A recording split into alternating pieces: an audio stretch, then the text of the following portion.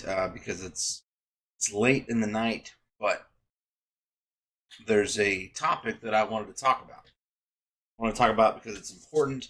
It is absolutely critical that you do this. So what am I talking about? What is the topic that I'm talking about?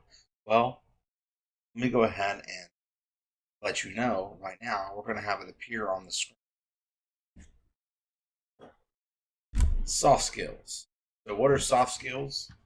Let's talk about it. So soft skills are essentially going to be the things that you do that can help land you a job. It's actually an article from CompTIA. It says 10 skills you did not know that could land you an IT job. So what are soft skills? So it's pretty well documented. There's lots and lots and lots of technical skills, things you need to be able to do, configuring a router, setting up a firewall, doing a backup, imaging a system, compliance, security policy, all those things. These are all technical skills. Now, some may be more technical, some may be management.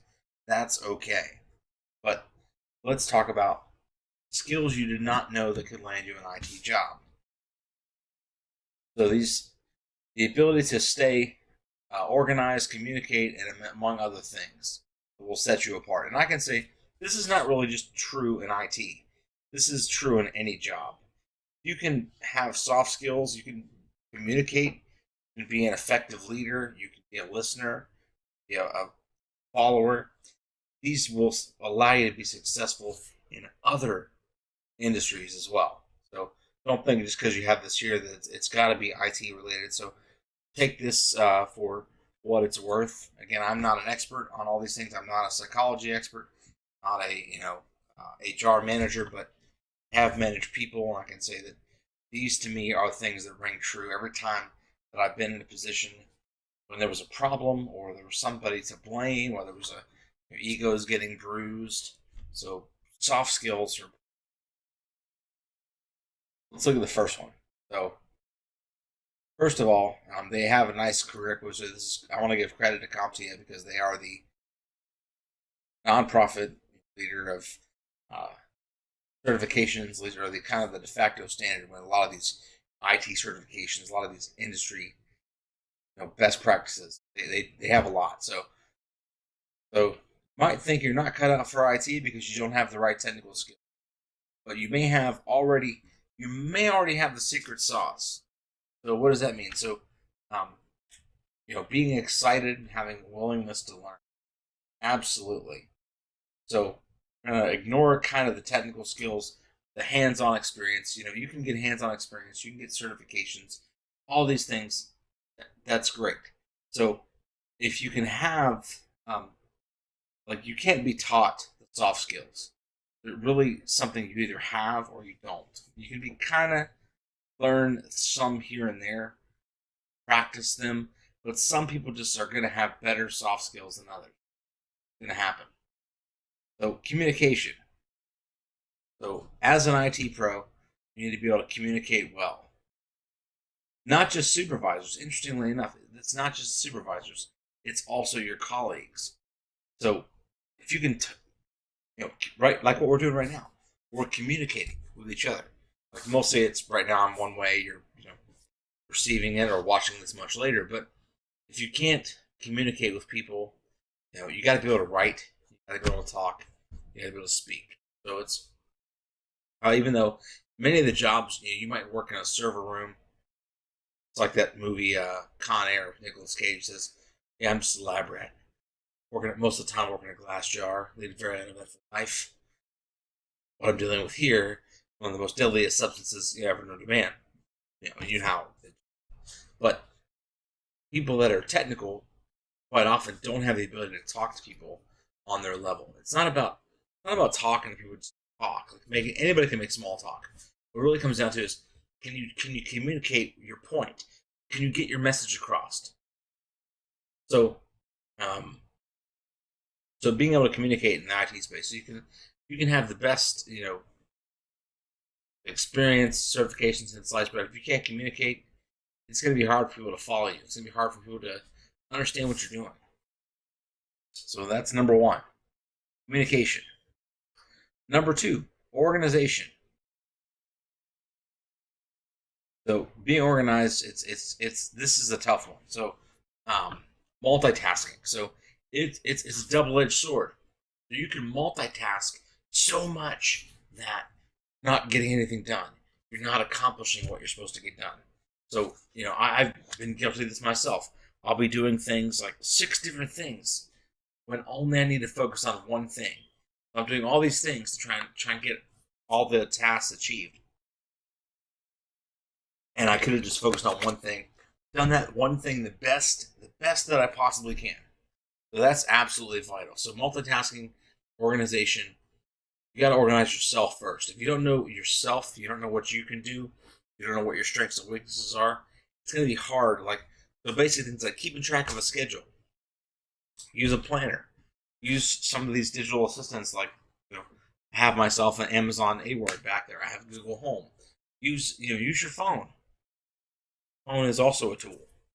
So there are plenty of tools out there. There's a calendar, there's a scheduler. Of course, if that doesn't work, there's always the good old-fashioned notebook. Write things down. This is actually, I got this notebook from Indeed.com. Really like it. It's a nice quality notebook. It's got this binding over it, so you can close it up. And it's just a cool notebook. Really well done. Get yourself a good pen. Good pen. I like those like kind of ballpoint. You can kind of see this here. I like pens that write well. Organize yourself.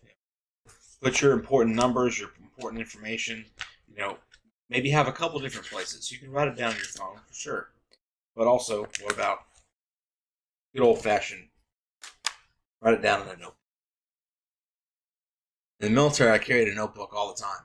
Notebook was like a required item. Notebook was designed to be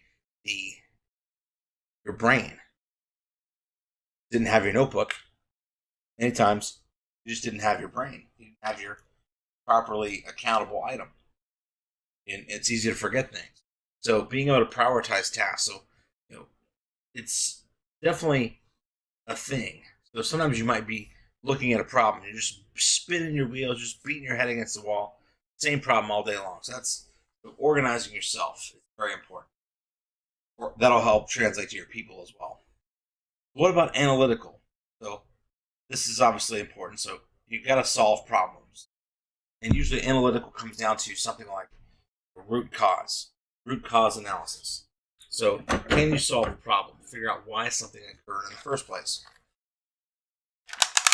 Was there a reason why something occurred? Was it something that you did wrong? Was there, there's all different kinds of things that can happen. So you want to think about those things very much. I'm trying to adjust the lighting here a little bit. This is kind of a funny lighting object I have here. So I can always do it in software, but I like natural light better. So being able to analyze the problem. So keep it down to the simplest level. They talk about the OSI model. They talk about layer 1. Being able to troubleshoot. Sometimes making a complicated solution is not the answer. Sometimes the easiest solution is the answer. We had a saying in the military, keep it simple, stupid. Or keep it stupid simple. Now, it's not putting anybody down. It just means that sometimes the answer is the simple one is the right one. I like that. So, write down the answers, analyze data. Maybe being able to look at data in a spreadsheet. Identifying trends. Key performance indicators. Metrics. These are always things that people talk about. They want metrics for everything. So, try and analyze data. Look at it a different way. And it's hard to analyze data that you worked on. Maybe have an outside perspective on something that you may have looked at. So creativity, of course, this is absolutely vital. If you don't want to try to be the best or be better, it doesn't mean that the other people that are doing the work alongside you aren't good, but you want to try to come up with new and creative ways to solve problems. Being creative, there's creativity, and sometimes you can get lost in when you spend so much time trying to be creative that you forget or you just don't get the job done. So you got to be careful with creativity. That's just me saying that creativity is good, but you want to, we call it the good idea fairy. So don't spend too much time with the good idea fairy. So project management. All right, so this one is going to happen. Like you're going to be juggling multiple projects, especially if you're a help desk person. You might have working on systems. You might have meetings. You might have user awareness training. You might have lots of different things you have to track. So project management is becoming a much greater skill. Being able to get things done, get things done. Simple as that. You have the right aptitude for project management. Can you bring a project from beginning to end? Can you, and also recognizing the help of colleagues. So trying to do everything yourself is not the answer either.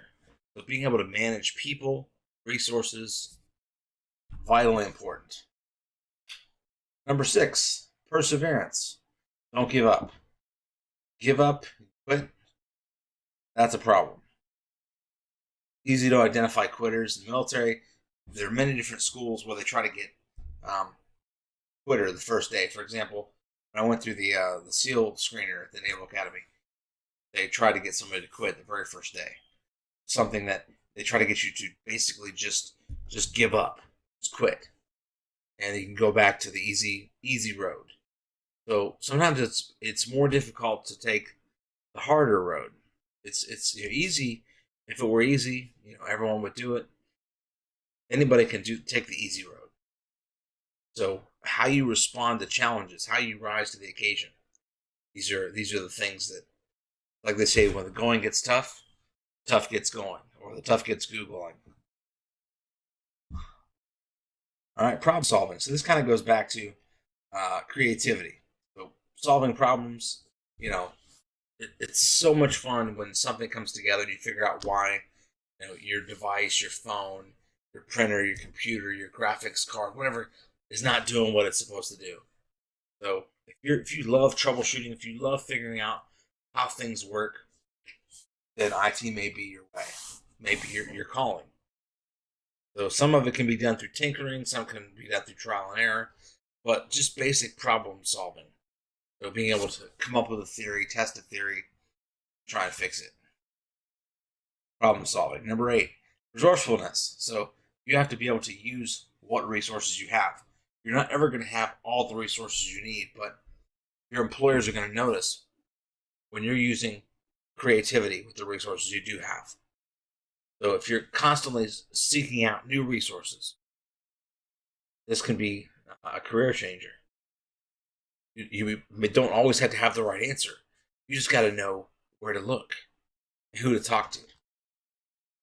Lean on your subject matter experts, people that know what they're doing, have been there a long time.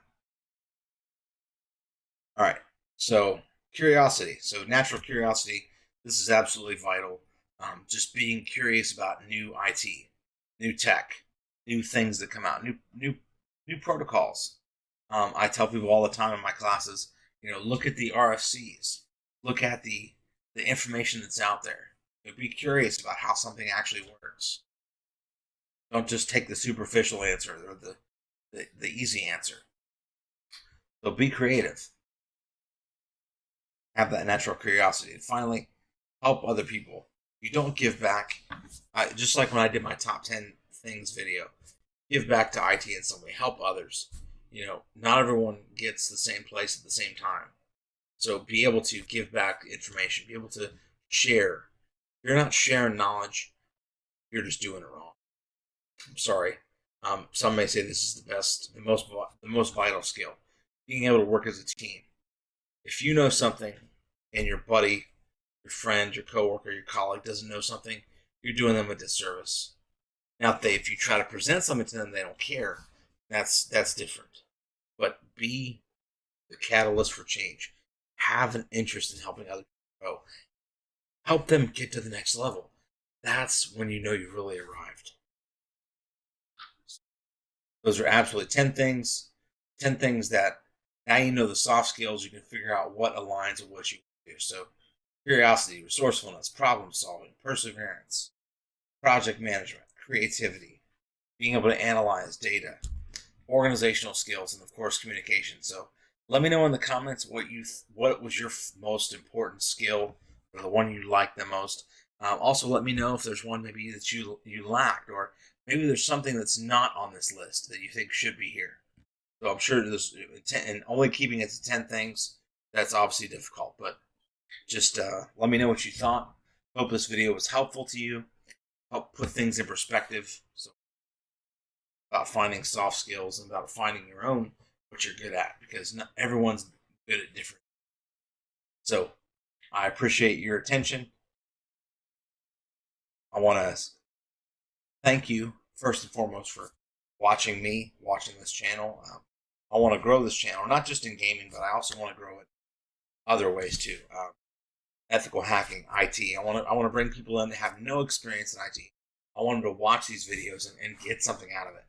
If you can get something out of it, hopefully become a little more knowledgeable, or get a better job, or maybe get an internship, I'd love to make that happen for you.